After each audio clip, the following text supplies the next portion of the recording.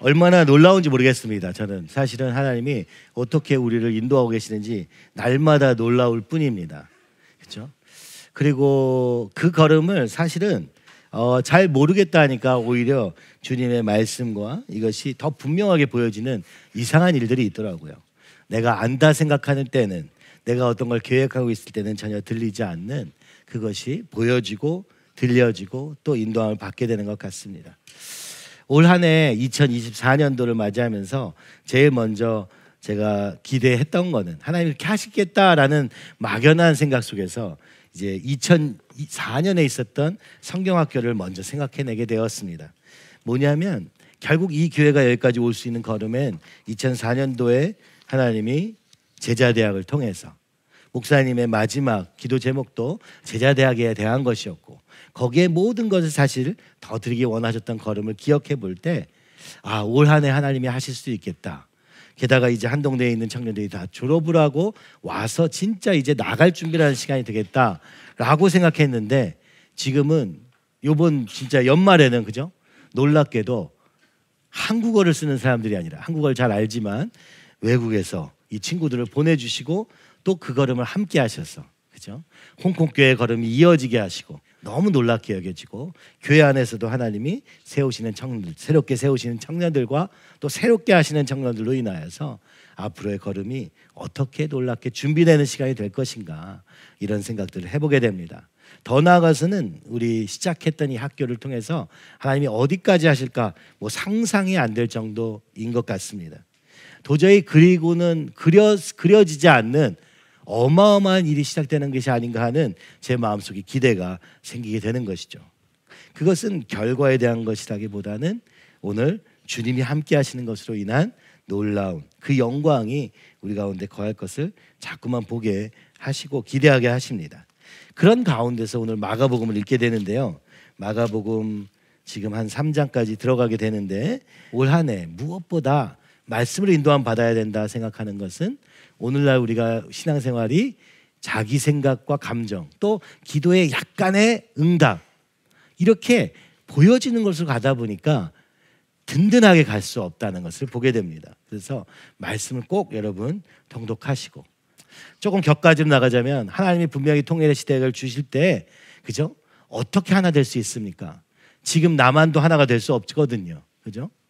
이 안에서도 정치와 뭐 이념과 이런 것으로 다 쪼개져 있는, 심지어 성으로도 나눠져 있는 이 시대 가운데 무엇으로 하나 될 수 있을까? 여러분, 말씀 외에는 없습니다. 예수님 안에서 외에는 없습니다. 그것이 교회의 역할입니다. 성령 안에서, 말씀 안에서 하나 되게 하는 그 일은 오직 말씀을 통해서만, 예수님 안에서만 가능하다는 것을 우리는 보게 됩니다. 그렇죠? 우리의 생각을 바꾸고 우리의 삶을 바꿔서 하나 되는 것은 불가능합니다. 그런데 성령 안에 들어가면 다 각각 다른데도 불구하고 주님으로 안에서, 성령 안에서, 이 지으신 창조주 안에서 하나 되는 놀라운 역사가 있을 줄 믿습니다. 한 해 동안 우리 가운데서 하나 되게 하신 주님을 찬양합니다. 2023년도, 그죠? 하나 되는 마음을 주신 주님이 오늘 말씀 안에서 더 견고하게 세워져서 말씀 밖에 있고 어둠 속에 있는 자들을 예수 그리스도로 말미암아 변화시키는 놀라운 역사가 이미 시작되었고 또 앞으로 놀랍게 시작될 것을 바라보고 있습니다. 마가복음은 마가에 의해 쓰여진 것이죠. 마가는 제자가 아니었습니다. 그래서 마태, 마가, 누가, 요한에 비해 혹시, 그죠? 왜 마가가 쓴 책이 복음서가 되었는가? 그것도 첫 번째 복음서 아닙니까? 마가를 먼저 설명하고 싶은데요. 마가는 베드로가 아들이라고 불렸던 사람입니다. 그가 선교여행 때, 그죠? 마가와 함께 갈 수 없다 하면서 바울이 갈라진 장면도 보았지만, 그러나 그 뒤로 이 마가는 이 바울 사역에도 굉장히 중요한 역할을 하게 됩니다. 이후에, 제자들 이후에 마가가 한 역할은 굉장히 지대한 역할로 전해지고 있습니다. 먼저 이 마가는 바울의 베드로의 통역자였던 것이죠. 베드로가, 그죠? 아람어로 전달하면 이것을 헬라어로 바꾸는 사람은 마가였다는 것을 알 수 있습니다. 그가 베드로에 의해서 복음을 받았을 뿐만 아니라 그와 함께 동역했던, 그리고 바울과도 동역했던, 그래서 초대교회에서 굉장히 중요한 역할들로 특별히 이 연결하는 역할을 굉장히 많이 했다는 것을, 그죠? 많은 사람들과 연결되어 있다는 것을 볼 수 있습니다. 그가 지금까지는 구전되어 오던 이 예수님에 대한, 예수님이 하신 행적과 이야기들을 첫 번째 복음서로 써낸 그것이 바로 이 마가복음입니다. 그래서 첫 번째 쓰다 보니까 굉장히 짧기도 하고, 그죠? 그리고 이것을 쓴 배경을 우리가 먼저 알아야 되는데, 이때는 바로 로마의 네로 황제가 핍박하고 있던 AD 60년경이 되는 것이죠. 예수님이 오시고 거의 이제 50년, 60년이 다 되어 가서야 첫 번째 책이 발간되게 되는데, 이때의 환경은 뭐냐? 네로 황제가 기독교인들을 로마의 대화에 대한 누명을 씌워가지고 막 죽이고 있는 상황입니다. 그리고 이제 70년이 되면 예루살렘 성전, 그죠? 함락시키고 완전히 멸망하게 되는 그 바로 직전에 이미 그 느낌이 온 것이죠. 아, 이러다가 진짜 다 죽겠구나 하는 절박한 상황에서 이 마가복음을 쓰게 된 것입니다. 아마도 혹시 이것을 전달할 자가 없으면 어떡하나 하는 마음도 있었을 것입니다.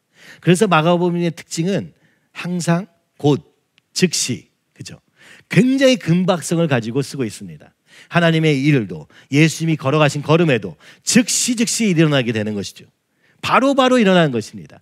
시간을 지체할 그런 상황이 아닌 것을 우리는 이 성경을 통해서 보게 되는 것이죠.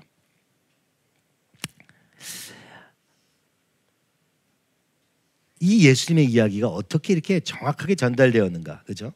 복음서가 4개나 있고 조금 다르다라고 여러분 생각하실 수 있지만 실제로는 그렇지 않습니다. 예수님의 이야기를 들은 제자들이 예수님과 함께 무엇을 전달할지를 아마도 계속 들었을 것입니다. 그리고 그들은 다 외우고 있었던 것이죠. 그 당시의 문화는 모든 걸 외우는 게 더 확실한 시대였던 거예요. 심지어 바울도 그래서 이 마가와 복음의 순서, 베드로의 설교, 모든 것이 같은 순서에 있음을 우리는 알 수 있게 됩니다. 그러니까 나중에 생각하고 기억해내서 쓴 게 아니고요, 그들 머릿속에는 예수님의 이야기가 화다닥 다 박혀져 있었던 것이죠. 이것이 말씀 암송의 능력입니다. 특별히 박해의 와중에서, 그죠? 그들 머릿속에 들어있지만 이 머리를 가진 사람이 없을 때를 대비해서 이 성경책을 썼다고 보는 것이 더 정확한 얘기가 아닐까 싶습니다. 그래서 예수님의 이야기는 조금도 변함없이 구약의 5,000년의 역사가 머릿속에 들어있었던 유대인들의 그 머리에 이 예수님의 이야기가 박혀 있었던 것을 알 수 있어요. 그리고 오늘 우리는 그들을 만날 수 없었기 때문에 그들이 남긴 이 책으로서의 성경을 지금 보고 있는 것입니다. 그리고 이 마가복음은 이렇게 시작합니다. 하나님의 아들, 이렇게 시작하는 거예요. 이 하나님의 아들이라 불렸던 당시의 사람이 누굽니까? 바로 시저, 로마 황제를 부를 때 내가 하나님 신의 아들이라고 스스로를 얘기하고 있었어요. 왜냐? 이 세상에 그냥 견줄 자가 없는 거예요. 가장 강력한 왕권을 가지고 있었던 아구스도, 그죠? 그때 예수님이 태어났고, 이 로마는 해가 지지 않는, 멸망하지 않을 것 같은 아주 강력한 왕국으로 지금 세워져 있는 것이죠. 그래서 그들은 하나님의 아들을 황제라고 생각했던 그때 마가복음은 그 황제로부터 박해를 받고 있는 이 와중에 예수 그리스도의 이야기를 쓰고 있는데 뭐라고 얘기합니까? 저것은 가짜다. 진짜 하나님의 아들은 예수님이다. 이렇게 표현하고 있는 것입니다. 이것은 로마식 표현이라고 볼 수 있는 거예요. 하나님의 아들이신 예수 그리스도, 복음의 시작이라. 심지어 이 복음이라는 말도 여러분 잘 아시죠? 그죠? 이 복음은 언제 쓰여진 겁니까? 승전보를 알릴 때 쓰던 유앙겔리온이라는 기쁜 소식이라는 말이 복음의 근원입니다. 그것은 로마가 전쟁을 이길 때마다 복음이 전해진 거예요. 뭐예요? 우리가 승리했다. 우리가 승리했다. 근데 지금 이 마가는 얘기하는 것입니다. 진짜 기쁜 소식은 전쟁에서 승리해가지고 땅에 넓혀지는 소식이 아니라 예수님이 오셨다는 그 사실이다 라고 지금 선포하는 것이 1장 1절의 내용입니다. 세상의 황제가 아니라 이 세상과는 전혀 다른 하나님 나라가 시작되었고, 거기에 황제, 왕은 예수 그리스도시며, 그분은 다른 전쟁의 승리자가 아니라 그리스도 곧 메시아, 그죠? 구약에 약속되어 있던 그 메시아이신 그 예수 그리스도. 그리스도가 메시아랑 같은 말이죠. 구약에 약속되었던 하나님의 아들이신 예수님이 오셨다. 그리고 이것은 복음의 시작이다. 진정한 기쁜 소식의 시작이다 라고 외치고 있는 것입니다. 무슨 얘기예요? 지금 네로 황제가 다 죽이려고 하고 있는데 지금 마가는 절대 굴복하지 않는 것입니다. 그리고 선언하는 것입니다. 너희가 우리를 몸은 죽일 수 있어도 영혼은 죽일 수 없다. 그리고 하나님 나라는 결단코 무너지지 않는다 라고 외치고 있는 것이 마가복음이에요. 전부. 그래서 이 마가복음은요, 특징이 하나 있는데 부활을 많이 얘기하지 않아요. 그러나 무엇을 향해서 가고 있습니까? 고난받는 하나님의 어린 양, 이신 예수 그리스도, 곧 십자가를 향해서 달려가고 있는 예수님만 강조하고 있어요. 그래서 부활 얘기가 거의 안 나와요. 왜요? 오늘 우리에게 이렇게 말씀하는 것 같습니다. 너희가 부활을 생각하기 전에 십자가부터 쳐라. 십자가 없는 부활은 없다. 이렇게 말씀하고 있는 것 같아요. 마가는 지금 얘기하는 것입니다. 지금 로마에 핍박해 있는 그리스도인들에게 살 생각하지 말아라. 죽을 생각을 해라. 오늘 그것이 예수님이 가신 길이다. 아주 긴박하게 쓰고 있는 거예요. 그래서 뒤도 없어요. 그냥 하나만 얘기하고 있는 것입니다. 예수님이 어떻게 사셨는가, 그리고 어떻게 우리가 그 예수님을 따를 것인가, 이 얘기를 아주 강력하게 쓰고 있는 것입니다. 그래서 고난의 관점에서 이 복음서를 쓰고 있다라고 설명하는데 그 얘기는 왜 그러냐? 바로 그들의 상황이 그랬기 때문입니다. 로마의 핍박과 박해, 그 속에서 예수님을 전하고 있는 것이죠. 사실은 이 말씀 좀 묵상하다가 하나님이 오늘 우리에게 주신 걸음이 뭔가 솔직히는 알게 되었어요. 어느 날 아침에 사실은 새벽 3시에 일어났는데 3시에 일어나가지고 잔 것 같기도 하고 안 잔 것 같기도 하고 막 그랬어요. 말씀이 막 머릿속에 생각나기도 하고 또 아닌 것 같기도 하고 막 그랬는데 아침에 일어났는데 혼자 할 말이 엄청 많은 거예요. 이게 주님이 주신 거구나 라고 생각하면서 이 마가복음 묵상하다가 다시 큐티책을 보면서 성경을 다시 보면서 하나님이 지금 이 마가복음을 통해서 우리에게 하시고 싶은 얘기가 무엇인지를 너무 알겠는 상황이 벌어졌습니다. 그건 뭡니까? 하나님이 오늘 우리에게 지금 말씀하시는 것입니다. 말세다. 말세다. 우리가 공동체, 왜 공동체냐?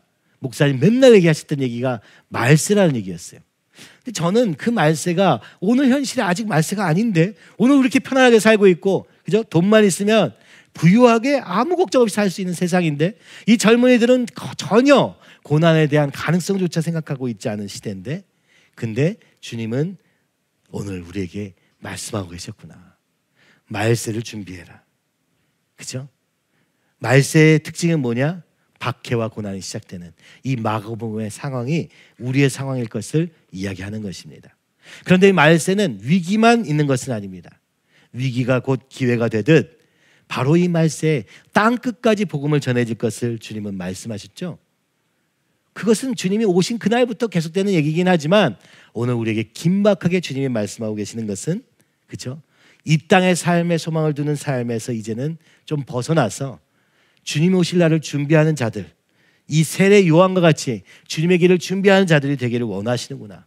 그리고 그 땅끝은 북한과 이스라엘과 이슬람, 궁극적인 땅끝의 전부, 그죠?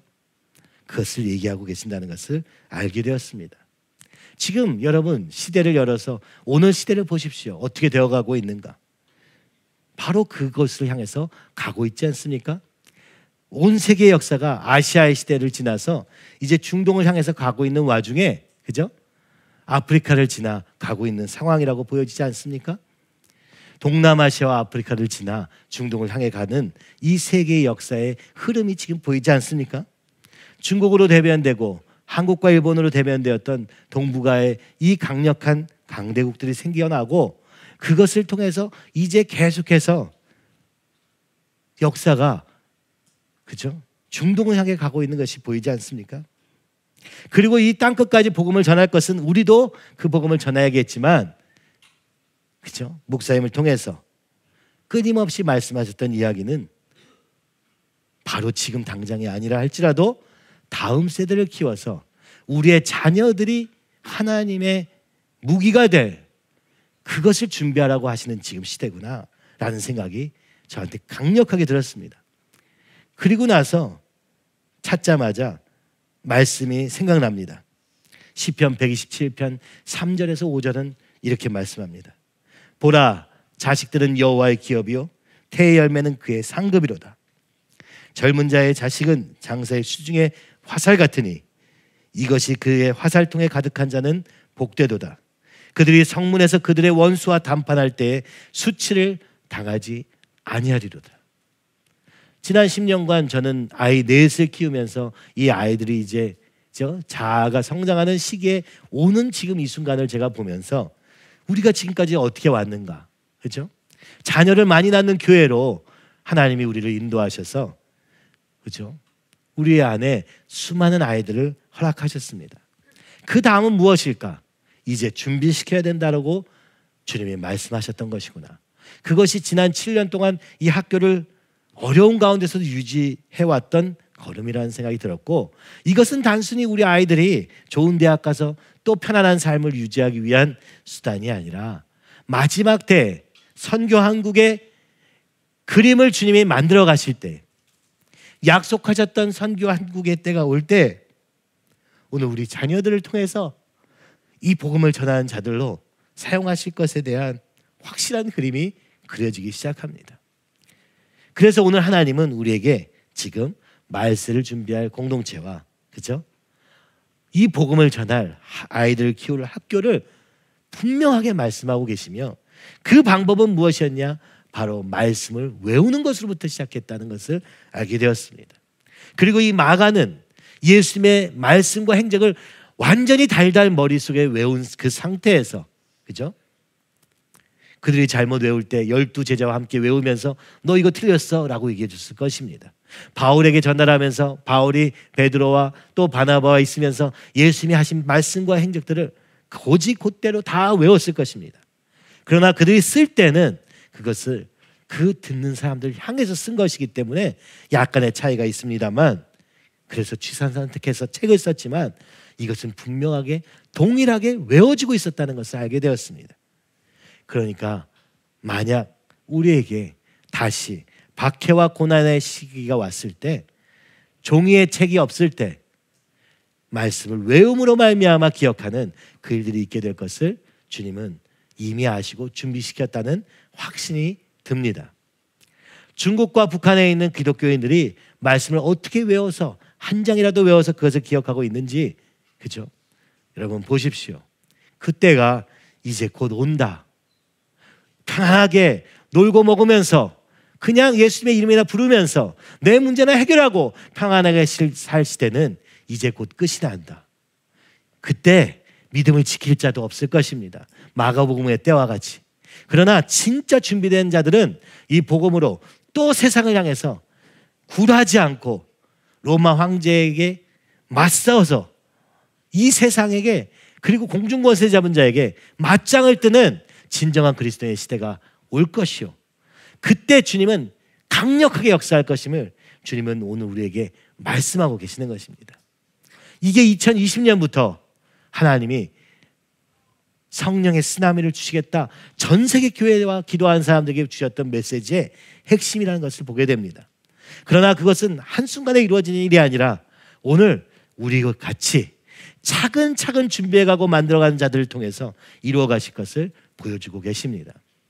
그래서 제가 그 아침에 일어나서 그래서 강원도구나, 그래서 강릉이구나, 강릉인지 그 도시는 모르겠지만 동해 시대가 열리고 있구나, 이것은 오늘 우리가 보고 있는 지금 당장 가서 뭘 하냐의 문제가 아니라 오늘 역사 속에서 일하고 계시는 하나님의 역사의 흐름, 그죠?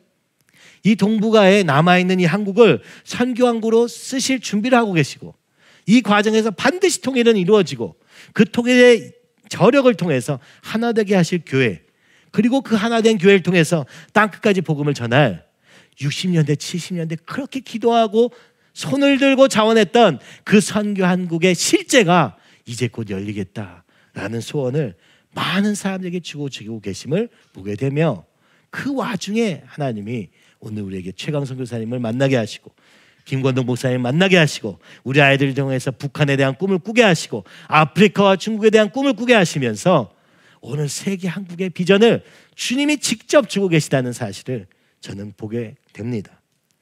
얼마나 놀라운 일입니까? 가치 없는 인생에, 소망 없는 인생에 주님의 역사하심이 우리 가운데 있다고 생각하니까 뭐 따지고 생각할 그런 어떤 것도 남아있지 않다는 생각이 들면서 오늘 이 마가의 고백이 우리의 고백이 되기 원합니다. 하나님의 아들 예수 그리스도의 복음의 시작이라. 더 이상 세상 나라가 아니라 주님의 나라가 하늘에서 이루어진 것 같이 이 땅에도 이루어지옵시며 그 예수님이 우리를 죄에서 구원하신 메시아로서의 그 복음이, 그 기쁜 소식이 우리의 삶에만 아니라 이 땅에 드러나는 시작이 되게 하실 줄을 기대하는 마음으로 우리가 이 마가복음을 보기 원합니다. 그러면서 이 마가복음은 그것이 무엇인가 아주 구체적으로 설명하고 있는데요. 그것은 바로 아까 방금 얘기했던 그리스도, 곧 메시아에 대한 얘기요. 그러면서 얘기합니다. 4절을 한번 읽어보시겠습니까? 세례 요한이 광야에 이르러 죄 사함을 받게 하는 회개의 세례를 전파하니. 이 메시아, 이 하나님 나라의 왕이신 예수님의 하신 일을 한마디로 정리하면 죄 사함을 받게 하는 것이라고 말합니다. 죄 사함을 어떻게 받느냐? 회개와 세례를 통하여, 회개하고 세례받은 자를 통하여 하실 것이라고 말씀합니다. 그래서 심지어 이 세례 요한이 마지막에 예수님을 설명할 때도 8절에 이렇게 얘기합니다. 나는 너에게 물로 세례를 베풀거니와 그는 너에게 성령으로 세례를 베푸시리라. 이 하나님 나라는 물 세례와 성령 세례로 이루어질 것을 말씀하고 있는 것이죠. 그것은 바로 죄로부터 구원하는 것이라고 얘기하는 것입니다. 그죠? 그 죄가 뭐냐? 여러분이 우리가 이제 경찰, 검찰에서 얘기하는 죄 이렇게만 생각하니까 잘 이해가 되지 않지만 하나님 없이 사는 삶을 얘기하는 것입니다. 하나님을 거역하는, 하나님을 반역하는 그 모든 것으로부터의 그 결과로서의 죄가 있는 거죠. 드러난 죄는 그거밖에 없습니다만 우리 중심에부터 하나님을 떠난 그 죄로부터 하나님과 멀리 떨어진 우리를 회복시키실 예수님의 십자가의 보혈의 능력, 부활의 능력이 우리를 다시 하나님과 이어지게 하실 그 죄사함을 얘기하고 있는 것이죠. 그것을 어떻게 할 수 있느냐? 바로 먼저 회개로부터 시작된다. 물 세례로 시작된다. 그리고 성령의 세례로 완전하게 이루어진다고 아주 분명하게 이야기하고 있는 것입니다. 시편 32편의 바울의 고백 5절은 이렇게 말합니다. 한번 우리 함께 읽어보시죠. 내가 이르기를 내 허물을 여호와께 자복하리라 하고 주께 내 죄를 아뢰고 내 죄악을 숨기지 아니하였더니 곧 주께서 내 죄악을 사하셨나이다. 아멘. 이 본문에 나오는 허물과 죄와 죄악은 다 다른 말입니다. 그것은 뭡니까? 우리가 하나님을 거역하는 것, 그죠? 우리가 하나님을 떠난 것, 이 죄의 깊이가 얼마나 깊은지, 허물과 죄와 죄악으로 말미암아 끊임없이 하나님을 반역할 뿐만 아니라 윤리도덕적으로 끊임없이 하나님의 기뻐하시 않는 일 행동을 할 뿐만 아니라, 그죠? 여전히 내가 주인 된 삶, 이 모든 것을 통과하는 세 가지 단어로 다윗이 스스로의 죄를 고백하는 것이죠. 바세바를 취한 그 행동만 아니라 그렇게 될 수밖에 없었던 내 깊은 중심에 있는 이 죄악에 대해서 얘기하면서 그러나 주께서 내 죄악을 사하셨나이다 선포합니다. 나는 죄를 지었는데 주님이 어떤 사람에게? 먼저 자복하고 인정하는 사람에게, 고백하는 사람부터 시작하는 것이죠. 그리고 주님이 우리의 중심을 바꾸어 주셔서 이제는 죄악을 사하시는 데까지 이르는, 죄로부터 완전히 떨어진 존재가 되어버리는 놀라운 역사가 있을 것이다. 누구로부터? 내 주로부터. 이 주님이 바로 예수님이었던 것이죠. 이 나라는요, 이 땅의 로마 황제와 같은 나라가 아니고 이 땅에서부터 시작된 나라가 아니라 하늘로부터 시작된 나라라고 보여집니다. 그것이 어떻게 됩니까? 예수님이 세례를 받으시는 장면에서 드러나게 됩니다. 첫 번째, 하늘이 갈라집니다. 하늘과 땅이 연결되는, 하늘이 갈라지고, 그리고 성령께서 비둘기같이 내려오십니다. 그럴 때 이 성령의 회개, 성령 세례가 반드시 필요한 것이죠. 우리가 어떻게 이것을 할 수 있는 게 아니라 하나님이 하늘을 여시고, 바로 예수님의 십자가 사랑에서 이루어졌던 하늘이 열리는 역사와, 그리고 예수님을 믿는 자에게 부어지는 성령의 세례가 있을 때 무엇이 시작되느냐? 하나님의 음성이 들리기 시작하는 것입니다. 하나님이 보여지기 시작하는 것입니다. 이것은 하나님이 하신 일이라고 이야기하는 것이죠. 바로 이 하나님 나라는 하나님이 시작하신 나라요, 예수 그리스도로 말미암아 시작된 나라요. 그리고 그것이 우리에게 지금 열렸다, 이렇게 보여지고 있는 것입니다. 그때 오늘 우리는 우리의 죄악을 깨닫게 될 것이며, 자복하고 회개하여 주님을 믿는 자들에게 성령 세례가 부어짐으로 하나님 나라가 시작될 것임을 말씀하시며, 그때 무슨 일이 있느냐? 바로 말씀대로 사는 삶이 있을 것을 이야기하는 것입니다. 그걸 누가 보여주느냐? 요 앞에 1장 1절에서 9절 사이에서는 세례 요한이 보여주고 있는 것입니다. 참 신기하죠? 1절에서 딱 선포하고 나서 2절은 바로 이사야의 글로 넘어가는 것이죠. 이것은 갑자기 튀어나온 것이 아니라 구약에 예언되었던 그 말씀의 성취라고 얘기하면서 세례 요한, 그 길을 준비하는 자에 대한 얘기가 나옵니다. 광야에서 외치는 소리가 있을 것이다. 그것이 세례 요한. 왜 세례 요한 얘기합니까? 당시의 사람들이 약 30만 명 가까이가 이 광야에서 세례 요한에게 세례를 받습니다. 참 이상한 일입니다. 그들은 이미 유대인입니다. 할례를 받았습니다. 그러나 세례 요한이 외치기 시작합니다. 회개하라, 천국이 가까이 왔느니라. 이상한 일이죠. 바리새인들은 그래가지고 이상한 일이라고 생각합니다. 우리는 이미 날 때부터 유대인이요, 이미 그죠? 할례도 받았어요. 근데 무슨 또 뭘 해야 된단 말인가? 그래서 조사하러 나온 것이죠. 그런데 많은 사람들이 이 세례 요한의 음성을 듣고 뭘 합니까? 광야로 나아가서 세례받기 시작합니다. 세례가 무슨 의미인지도 모르는데 세례를 받고 있는 거예요. 30만 명이나 수많은 사람들이 막 줄지어 세례를 받고 있는 거예요. 심지어 바리새인들도 세례를 받으려고 했더니 세례 요한이 말합니다. 네가 왜 감히 여기 와서 세례를 받고 대충 넘어가고자 하느냐? 뭐예요? 기존에 있었던 자기 생각 속에서 있는 하나님, 그래서 잘못 걸었던 율법의 삶을 유지하고 있는 그들에게는 세례를 주지 않습니다. 무슨 얘기예요? 이것은 로마하고도 다르고 유대 율법과도 다른 새로운 길이라고 선포하고 있는 것입니다. 그 새로운 일은 세례로 말미암아 시작된다. 그래서 하나님은 이 세례 요한에게 낙타털 옷을 입어라, 화려한 세마포 입지 말라고 하십니다. 낙타털 옷을 입어라. 아주 허름하고 이 땅에 소망이 없는 자같이 거지같이 입어라. 말하자면 그런 거예요. 그죠? 광야에서 심지어 아니 저기 예루살렘도 있고 성전도 있는데 거기로 오라고 하지 않으시고 광야로 나오라, 떠나라. 언제예요? 바로 출애굽하라 하셨던 그때와 똑같이 야 거기 편한 자리 박차고 나와 라고 하시는 거예요. 그죠? 거기서 뭐 되겠다고 조금 더 해가지고 뭐 어떻게 하려고, 이거 아니야. 완전히 새로운 나라야. 광야로 나오라 라고 외치는 겁니다. 나와서 낙타털 옷을 입고 허리에 가죽띠를 띠고 메뚜기와 석청을 먹는 것. 이것은 아주 상징적인 것이죠. 완전히 다른 삶이다. 완전히 다른 통치다. 완전히 다른 나라다. 이걸 보여주라고 하시는 겁니다. 이 예수님으로 시작된 하나님 나라는 지금 있는 강력한 로마하고도 완전히 다를 뿐만 아니라 구약에 제사 지내고 제사만 지내면 돼요. 예배만 드리면 돼요. 주일날 예배만 참석하면 돼요. 이런 삶이 아니라 우리가 완전히 새롭게 되는, 삶까지도 완전히 새롭게 되는 삶으로 나오라고 지금 외치고 있는 거죠.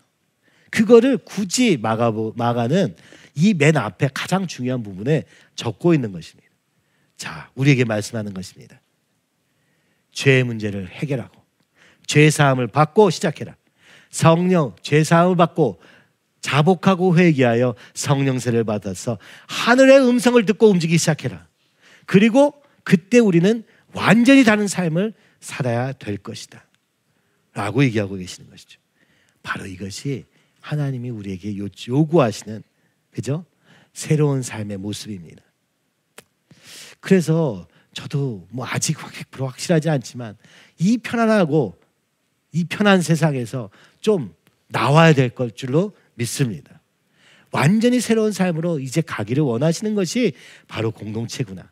이것이 말씀을 준비한 걸음이요, 이것이 바로 오늘 마가가 얘기하는 세례 요한이 우리에게 보여준 전혀 다른 삶으로의 시작을 지금 우리에게 말씀하고 계신다는 그런 확신이 드는 부분이었습니다. 그리고 나서 시작된 일은 뭐냐? 이렇게 놀랍게 시작되었음에도 불구하고 12절에 성령이 곧 예수를 광야로 내쫓으셨다.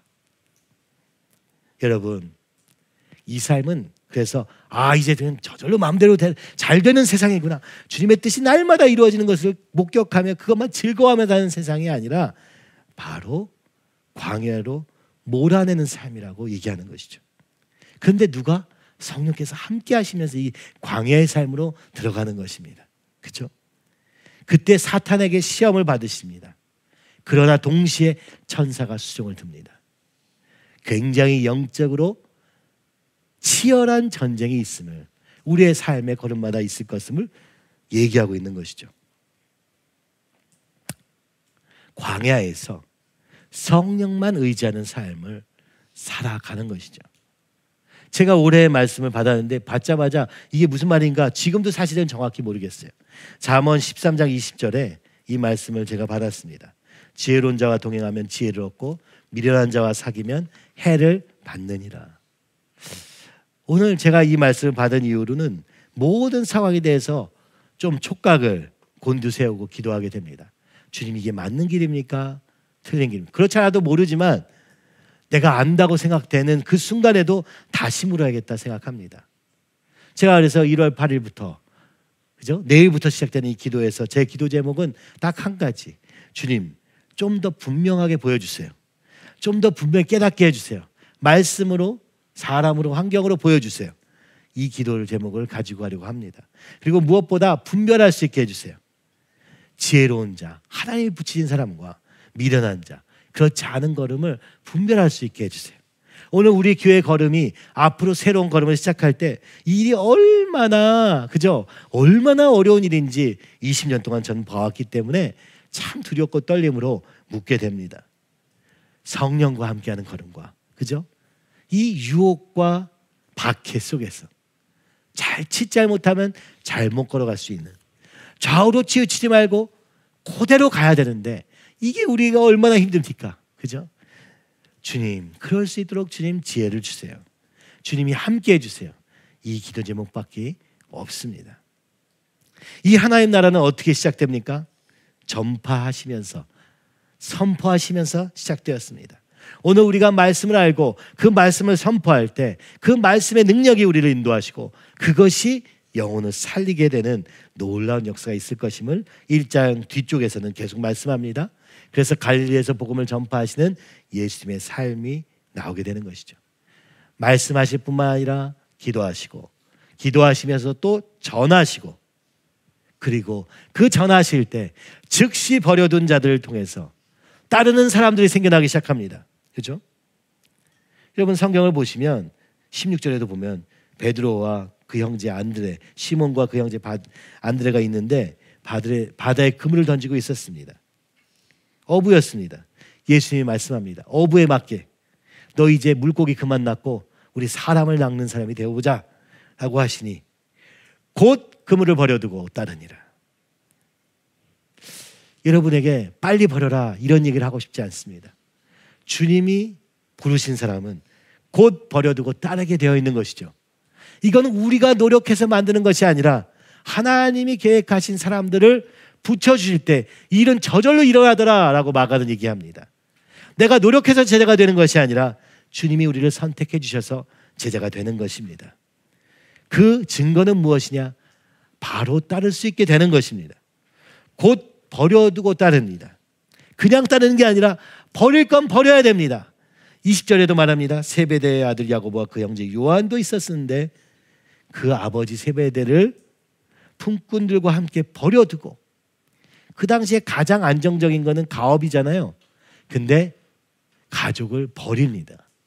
그렇죠? 버리기 위해서 버린 게 아니고 예수님을 따라가기 위해 버린 것입니다. 오늘 주님이 우리에게 요청하시는 것은 여러분이 가지고 있는 거 다 버려라. 그것은 버리기 위해서 버리는 게 아니라 더 좋은 것을 얻게 하시기 위해서 버리라고 말씀하는 것이죠. 그것은 하나님의 놀라운 하나님의 나라, 예수님, 그분을 따를 때 당연히 버려두게 되는 것이죠. 왜요? 그들은 머리로 안 게 아니에요. 계산해서 안 게 아니에요. 성령께서 그들을 인도하셨기 때문이라고 말씀합니다. 오늘날에도 우리 교회에 그런 일들이 있는 거예요. 그죠? 버려두고 따르는 자들이 생겨나기 시작하는 것입니다. 저는 그게 너무 신기해요. 그죠? 설득한 적도 없었어요. 부탁한 적도 없었어요. 이게 옳다고 말한 적도 없었어요. 그러나 버려두고 따르는 자들을 보면서 주님이 붙이셨구나. 주님이 일하고 계시는구나. 주님이 오늘도 하나님 나라를 그분이 직접 만들어가고 계시는 것이구나. 그렇게 믿어집니다. 아멘. 여러분, 그래서 버리십시오. 그리고 예수님을 따르십시오.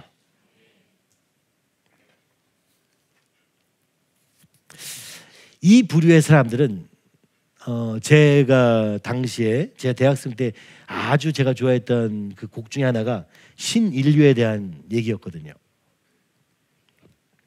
지금 생각해 보면 그때 유행했던 모든 노래는 굉장히 복음적이라는 생각이 들어요. 그죠? 모든 것을 버리고 새로운 삶을 살자. 신인류가 되자. 그죠? 이전 것은 벗어버리고 새로운 것을 입어라. 근데 그게 예수님이 아닐 뿐이죠. 세상의 문화와 그 나 자신이 왕이 되는 포스트 모더니즘의 문화를 전파하는 데 사용되었지만 지금도 가끔 생각해 보면 그 노래들이 오늘 우리에게 필요한 것 아닌가 싶습니다. 오늘날의 시대는 가진 것을 더 가지고 더 가진 걸 더 가지고 부풀리고 누리고 하는 삶밖에 없는 것 같아서 안타깝습니다. 그런데 여기서 지금 하나님 나라가 시작되면서 신인류가 등장하게 됩니다. 그들은 어떻게 이루어지는가? 세리와 죄인들로 이루어진 하나님 나라를 보여줍니다. 그 반대편에는 율법을 잘 지켜온 바리새인들이 있는 것이죠. 세례 요한 때도 바리새인들은 환영받지 못했습니다. 오히려 죄를 지은 죄인들로, 그래서 회개하고 세례받은 일들로 이루어지는 놀라운 하나님의 나라가 있었습니다. 바로 죄의 문제를 해결하지 못한, 그죠? 행위만 바뀐, 그리고 자부심만 가득한 바리새인들 말고 내가 죄인이며 예수가 필요하다는 것을 알게 된 자들로 통해서 세워지는 하나님 나라가 시작되는 것을 우리는 1장에서부터 2장에서부터 계속해서 보여지는 것이죠. 그리고 주님은 계속해서 고치시고 귀신을 내쫓으시고 또 고치시고 전파하시고 고치시고 그렇게 하고 계신 것을 볼 수 있습니다. 주님은 심지어 이렇게 말씀하십니다. 17절에 보니까 건강한 자에게는 의사가 쓸데없고 병든 자에게라야 쓸데 있느니라. 나는 의인을 부르러 온 것이 아니요 죄인을 부르러 왔노라. 이 말씀은 무엇입니까? 죄의 문제는 오직 예수님으로 인해서만 해결된다는 것을 모르는 바리새인들에게 얘기하고자 하시는 것이요. 오늘 죄에서 허덕이고 있는 우리를 향해서 오늘 예수님을 통해서 예수님을 따르면 이 문제가 해결될 수 있다고 선포하고 계시는 것입니다. 그래서 예수님은 말씀합니다. 금식보다 중요한 게 예수님이다. 그죠? 안식일의 계명보다 중요한 게, 안식일을 거룩히 지키라는 이 문자보다 더 중요한 게 예수님이다. 오늘도 주님이 우리에게 말씀합니다. 너 예배 생활 열심히 하냐? 새벽기도 열심히 나오고 예배마다 빠지지 않고 헌금 제대로 하고 그것도 잘했지만 이제 진짜 필요한 것은 무엇이냐? 예수님으로 말미암아 죄 사함을 얻는, 그리고 그 예수님을 따르는 제자의 삶으로 부르시고 계심을 지금 마가는 지금 선포하고 있는 것입니다. 여러분, 오늘 우리의 삶이 날마다 새롭게 되기를 간절히 소원합니다. 무엇으로요?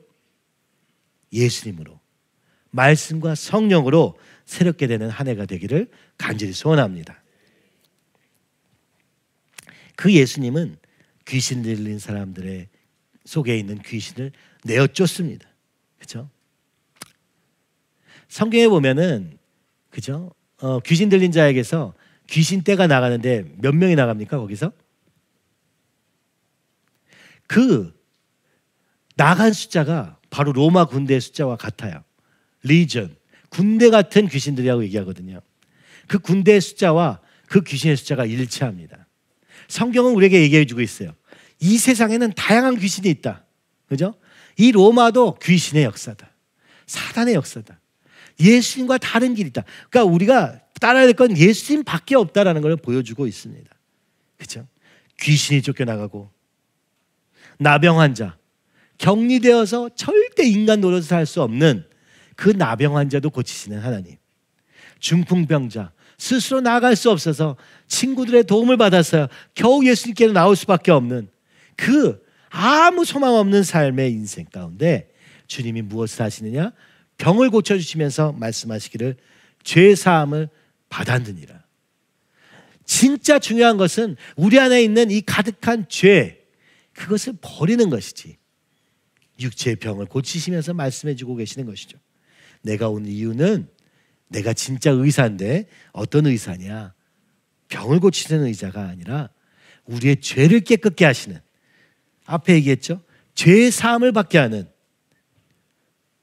회개의 세례, 물 세례, 성령 세례를 가능케 하신 분이 바로 예수님이라고 말씀하고 계시는 것입니다.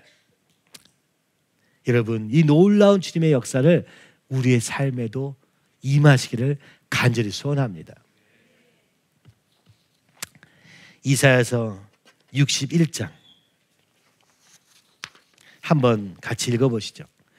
이 메시아가 올 때 일어날 일에 대해서 이사야가 예언한 그 말씀이 오늘 예수님의 삶에 이루어지고 있는 것입니다. 주 여호와의 영이 내게 내리셨으니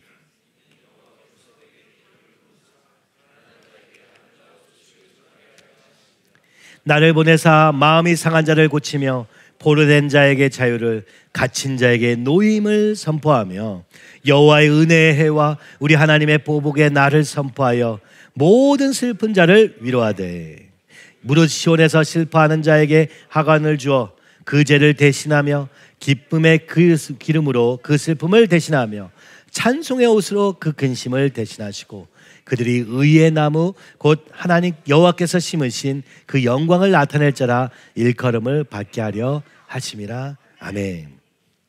성령이 예수님께 내리셨을 때 하나님께서 그에게 기름을 부으시고 가난한 자에게 복음을 전하게 하시며 마음의 상한 자, 우리 마음의 병을 치유하실 뿐만 아니라 포로된 자, 죄와 세상의 종로를 타는 자들에게 자유와 노임을 선포하며 하나님의 은혜 곧 예수 그리스도로 말미암은 이 구원의 감격을 선포하실 뿐만 아니라 이 세상을 향하여 하나님을 대적한 자들을 향하여 하나님의 보복의 날을 선포하여 슬픈 자와 가난한 자들에게 기쁨의 소식이 될 것이라고 말씀하고 계신 그 말씀이 오늘 이 예수 그리스도로 말미암아 이루어졌다 말씀하시는 줄 믿습니다. 여러분, 이것이 우리의 삶에 주어진 놀라운 은혜인 줄 여러분 믿으시기 바랍니다. 그래서 예수님도 이렇게 말씀하십니다. 할 수 있거든이 무슨 말이냐? 믿는 자에게는 능치 못할 일이 없느니라. 그 중에서도 가장 놀라운 하나님의 능력, 예수님의 능력, 믿는 자의 능력은 죄를 사함을 받게 하는 능력입니다. 죄로 벗어날 수 없는 우리가 죄로부터 자유함을 얻을 뿐만 아니라 오늘도 죄와 세상의 종로로 타는 자들을 건질 수 있는 그 능력이 바로 예수 이름의 능력이라고 말씀하고 있는 것이죠. 여러분, 우리가 이 땅을 살면서 오늘 우리의 상황에 얼마나 일희일비할 때가 많습니까? 얼마나 시야가 좁아져서 그죠? 하나님의 역사와는 전혀 다를 때가 많습니까? 제가 이번에도 금요 기도회 때도 기도한 것은 우리 아이들이 그죠? 제가 뭐 같이 기도도 하고 말씀도 같이 해보고 하지만 제가 설득해서 걔네들이 의대 받을 수 있는 건 아니더라고요. 그죠? 결국 하나님이 일하셔야 되는데 어떻게 일어날 수 있을까? 하다가 이번에 조집사님 오셔가지고 2004년도 거제도 수양회를 기억해냈습니다. 그때 중학생 애들이 성령 받아가지고요. 그 자리에서 바로 자기밖에 모르던 그죠? 삐뚤어진 이 중학생 아이가 갑자기 북한을 위해서 기도하고 통일을 위해서 기도하고 하나님 나라를 위해서 밤새도록 기도하는 것을 옆에서 같이 들었더라고요. 저도 그 기억이 나거든요. 조집사님도 그때 열심히 들었던 것 같아요. 무슨 기도를 하나. 제가 은혜도 모르고 맨날 교회 와서 정말 그랬던 애가 갑자기 막 밤새도록 기도하니까 나중에 그 아이한테 물어봤어요. 너 얼마나 기도했는지 아니? 그랬더니 몰라요. 시간도 모르고 기도했거든요. 그래서 밤을 새가지고 새벽 기도 시간에까지 기도하다가 새벽 기도 시간 때문에 멈췄던 그 기억이 납니다. 주님 약속하신 그 은혜를 우리에게 부어주시옵소서. 주님 만나 주시고 주님 일하여 주시옵소서. 이것밖에는 우리에게 소망이 없습니다. 우리 자녀를 우리가 뭐 이렇게 잘 가리키고 어떻게 잘 보호하고 해보고 싶지만 그러나 그것도 한계가 있음을 보게 됩니다. 주님 일하여 주시옵소서. 그런데 주님이 말씀하십니다. 할 수 있거든이 무슨 말이냐? 믿는 자에게는 능치 못할 일이 없느니라. 오늘 예수님과 그 이름이 말씀과 그 성령의 역사가 오늘 우리의 믿음과 함께 역사하여 불가능한 일이 없게 하실 줄 믿습니다. 무엇보다 하나님 나라에 대한 그 주님 안에서 그 나라를 위해서 구하는 기도는 땅에 떨어지는 기도가 하나도 없습니다. 나를 위한 기도는 들어주지 않을 수도 있으나 주님이 더 원하시는 주님의 나라를 향한 기도는 주님이 먼저 응답해 주실 줄 믿습니다. 아멘. 마지막으로 우리 디모데후서 오늘 제가 말씀드리고 싶었던 것은 올 한 해 주님이 어떻게 하시기 원하시는가? 이 마가복음과 같이 마가가 처했던 상황 같이 오늘 우리로 하여금 이 말세 때를 준비하게 하시기 원하신다. 그 말세에는 승리와 기쁨만 있는 것이 아니라 환난과 핍박도 있을 것임을 말씀하고자 하시는 것 같습니다. 그러나 그것에 우리가 굴할 필요가 없는 것은 그렇죠? 우리 육체는 죽여도 우리 영혼은 해할 수 없는 그 사단의 권세를 두려워할 것이 아니라 오히려 순교자의 마음으로 그렇죠? 주님 앞에 달려나갈 때 주님께서 우리를 통해서 땅끝까지 복음을 전하게 하시는 그 하나님 나라가 이 땅에 임하시는 역사가 있게 하실 줄 믿음으로 바라보며 그것을 위해서 오늘 우리가 해야 될 일은 그렇죠? 준비하는 것이다. 마지막 때를 준비하는 공동체와 학교 그리고 이 아이들을 믿음 안에서 키우는 일을 위해 우리가 준비해야 될 것. 또 주님이 여시는 길을 향해서 힘차게 달려가되 내 생각과 내 능력의 한계가 아니라 오늘 기도의 능력으로 성령의 인도하심을 따라 주의 말씀이 빛이 되고 등이 되어서 인도하신 걸음을 따라 담대하게 가되 믿음으로만 갈 수 있는 그 뛰어넘는 믿음이 필요하다는 것을 주님이 말씀하시는 것 같고요. 그래서 여러분 이걸 기억하시고 내일부터 있는 기도의 시간에 그죠? 우리가 자주 기도하는 거 있잖아요. 뭐 대학을 잘 가게 해달라는 둥, 뭐 돈을 잘 벌게 해달라는 둥 이런 거 말고 그것도 해야 돼요. 당연히 해야 됩니다. 그걸 하지 말라는 얘기 아니에요. 그러나 하나님 나라에 대한 소원까지 가지게 되는 놀라운 은혜가 있기를 간절히 소원합니다. 그리고 이것은 주님이 준비하신 걸음이라고 저는 확신하기 때문에 주님이 반드시 주실 줄 믿습니다. 말세에 대한 마지막 말씀 같이 읽기 원하는데요. 디모데후서 3장 1절에서 5절. 사실은 17절까지 있는데요. 조금씩 읽어보도록 하겠습니다. 디모데후서 3장 1절에서 5절. 2020년에 주님이 회개에 대한 말씀을 하시면서 주셨던 말씀이기도 한데요. 우리 1절부터 5절 먼저 읽어보겠습니다. 너는 이것을 알아. 마때 고통하는 때가 이르러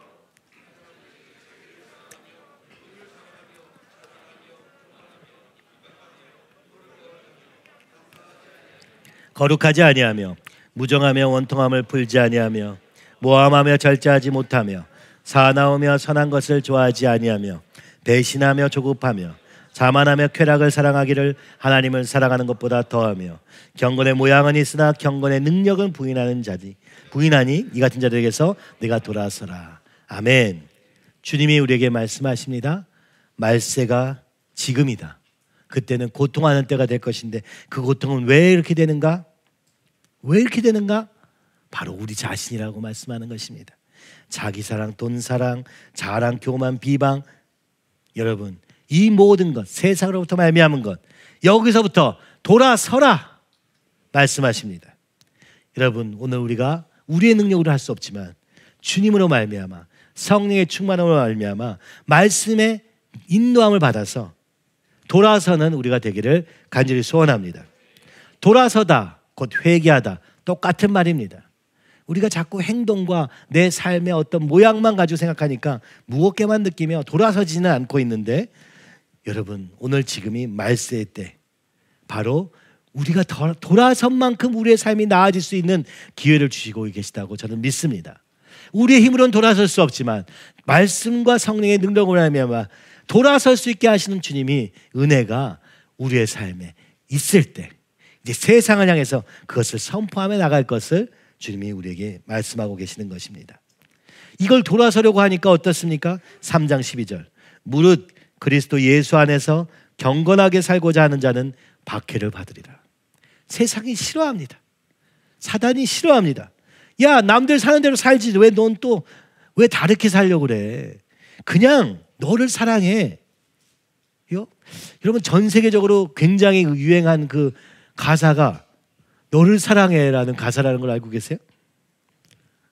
너를 사랑해, 돈을 사랑해, 자랑해, 교만해, 비방해, 거역해, 감사하지 말고 거룩하게 살지 말어. 힘들어, 어려워, 남 생각하지 말어, 너만 바라봐. 절제할 필요 없어. 사나운 네 성격대로 살아. 그렇게 외치고 있는 세상 속에서 그렇게 안 사니까 돌아오는 것은 박해뿐이더라. 그죠? 디모데에게 바울이 지금 얘기하는 거예요. 그렇게 될 거야. 그리고 오늘 그렇게 되고 있습니다. 그런 세상 속에 우리가 살고 있음을 좀 눈을 떠서 보면 좋겠습니다. 주님, 보게 해주세요. 안 보여요. 왜요? 취해서 안 보입니다. 세상에 취해서 전혀 안 보여요. 그런데 이걸 어떻게 이길 수 있느냐? 디모데후서 3장 14절에서 17절은 말합니다. 우리 함께 말씀을 읽어봅시다. 그러나 너는 배우고 확신한 일에 거하라. 너는 내가 누구에게서 배운 것을 알며 또 어려서부터 성경을 알았나니 성경은 능히 너로 하여금 그리스도 예수 안에 있는 믿음으로 말미암아 구원에 이르는 지혜가 있게 하느니라. 모든 성경은 하나님의 감동으로 된 것으로 교훈과 책망과 바르게 함과 의로 교육하기에 유익하니 이는 하나님의 사람으로 온전하게 하며. 아멘. 그러니까 어떻게 이길 수 있느냐? 네가 원래 알던 거 그거. 이거는 뭐 신약이에요? 구약입니다. 여기선. 그죠? 오늘 우리에게 주어진 이 말씀 안에 살라는 거예요. 그죠? 그 말씀을 예수 그리스도 곧 성령의 눈으로 볼 때 여기에 답이 있다는 거예요. 우리 아이들에게도 저는 이 얘기를 넘어가고 싶은 거예요. 너희가 외운 그 말씀 안에 답이 있어. 그 얘기를 하고 있는 거예요. 지금 디모데에게 바울이요. 네가 어렸을 때 알던 그 성경에 답이 있어. 그것이 하나님의 성령으로 말미암은 것이야. 그것이 우리의 삶을 교훈하고 책망하고 바르게 하고 의로 교육하기. 잠언에서 보지 않았습니까? 우리가 사실 책망과, 그죠? 징계, 이걸 통해서 의로워지는 거예요. 아무도 딱 주어지니까 그대로 모범생처럼 살아서, 그죠? 겉으로 그럴 수 있지만 우리의 삶이 의로운 삶에 이를 수 있는 사람은 아무도 없습니다. 의인은 없나니 하나도 없도다 말씀하신 그 말씀처럼 우리에게는 그 계명을 주신 이유가 예수님을 믿음으로 말미암아 성령 충만으로 이루어가는 삶에 대해서 미리 보여주신 것이죠. 예수님이 필요하다는 것을 깨닫게 하는 구약을 통해서 이제는 예수님을 만났으니 그 예수님과 함께 성령의 인도하심을 받아 이 말씀의 기준 안에 들어갈 때 오늘 우리의 삶에 놀라운 역사가 있을 것임을 지금 말씀하고 있는 것입니다. 그래서 다시 돌아와서 이 말씀 앞에 서는 저와 여러분이 되기 원하며, 이것이 우리가 이 말세의 고통을 줄일 수 있습니다. 사실 그 고통은요, 멀리서 오는 게 아니에요. 우리 가정 안에서부터 시작되는 거 아닙니까? 나로부터 시작되는 거 아닙니까? 그 쓴뿌리가 또 대대로 이어지고 있는 건 아닙니까? 여러분, 이거 우리가 못 바꿉니다. 그러나 말씀과 성령으로 가능하다고 디모데에게 얘기하고 있는 거예요. 그렇죠? 이 말씀 앞에 성령의 감동을 따라갈 때 주님이 이루어 가실 것을. 이거는요, 막 극적인 어떤 일은 아니죠. 오늘 우리의 걸음은요, 극적으로 온 것 같지는 않아요. 20년이나 걸렸으니까. 때로는 더딘 것 같았어요. 그러나 저는 이것이 얼마나 큰 축복인가 싶습니다. 막 갑자기 성령 받아가지고 막 날뛰고 이래서 그런 은혜도 받아요. 그런 은혜도 받을 거예요. 그러나 그것이 전부가 아니에요. 그건 시작일 뿐이에요. 그때부터 어떻게 해요? 우리의 삶을 통해서 로마서 12장에 있는 것처럼 우리의 전부를 들여서 우리의 삶을 제사로 드려서 이것이 이 세상과 구별되는 삶이 되도록 하는 거기에 능력이 있다는 거. 이거를 누가 모르냐? 오늘날 그리스도인만 잘 모르는 것 같아요. 오늘날 우리의 은혜는요, 갑자기 해가지고 막 받는 거예요. 저도요, 저기 방언하면 모든 게 다 되는 줄 알았어요. 제일 심한 게 뭐냐? 방언을 하는데 여전히 싸울 게 있는 게. 그죠? 방언만 받으면 저는 그렇게 생각했어요. 하도 하나님이 안 주시니까 막 중학교 때부터 방언을 주셔야 하는데 절대 다른 건 다 받는 것 같은데 방언만 못 받아. 그죠? 방언 찬양을 너무 하고 싶었거든. 그래서 방언부터 받아야 통변을 받고 그다음에 해가지고 예언도 받고 그래서 방언 찬양까지 막 이렇게 저 혼자 순서가 있다고 생각했어요.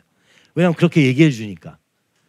근데 방언을 받았는데 대학생 때 그럼 내가 바라지도 않았는데 주님이 주셨는데 그럼 저절로 다 되는 줄 알았어요. 다시는 죄에 대한 유혹도 없는 줄 알았어요. 여러분 똑같아요. 기도할 때는 도움이 되지만 내 삶을 바꾸는 데는 그것이 사실은 내 순종을 통해서 되는 거더라. 그거 알고 약간 배신감에 제가 많이 고민했습니다. 이거면 끝나는 줄 알았더니 믿음 생활은 그게 끝이 아니구나. 맞습니다. 믿음 생활은 마라톤과 같아서 그죠?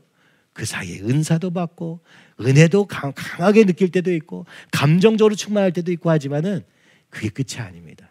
오늘 우리의 인격이 변화되는 것만큼 성령의 열매가 돼서 드러난다고 말씀하고 있는 이야기가 참입니다. 그래서 성령의 열매는 인격이란 말이죠. 그거는요, 부단한 우리의 삶의 변화가 있어야 되는 거예요. 한순간에 안 바뀌어요. 물론 한순간에 헷가닥 하다가도 다시 돌아가거든요. 그죠? 여러분 오늘 우리에게 그래서 기회를 주신 거예요. 함께 만들어가라고. 함께 그 성령의 열매를 맺어가라고. 근데 오늘날은 그게 너무 힘들어. 좀 잔소리 좀 하지 말고 은혜 받으면 내가 알아서 한다니까.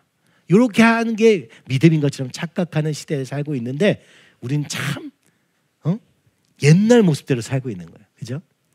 우리에게 어려서부터 알았던 그대로 그것이 말씀 속에 있는 그대로 지지부진한 것 같지만 지리한 싸움 같아 보이지만 또 저 한 사람의 성질과 싸우느라 그죠? 그러나 그걸 또 받을 수 있게 되는 능력이 생기는 거죠. 그죠? 인내할 수 있는 능력, 긍휼히 여길 수 있는 마음, 그리고 끝까지 포기하지 않고 가는 그것이 얼마나 큰 능력인지 여러분 우리는 아직 잘 모르고 있는 것입니다. 근데 주님은 아시고 오늘 우리의 교회를 이렇게 20년 동안 요거밖에 안 되는 숫자지만 단단하게 세워가신 이유가 무엇인가? 바로 이걸 보여주기 위한 것이고 이걸 이제 주님이 드러내기 원하신다고 저는 확신합니다.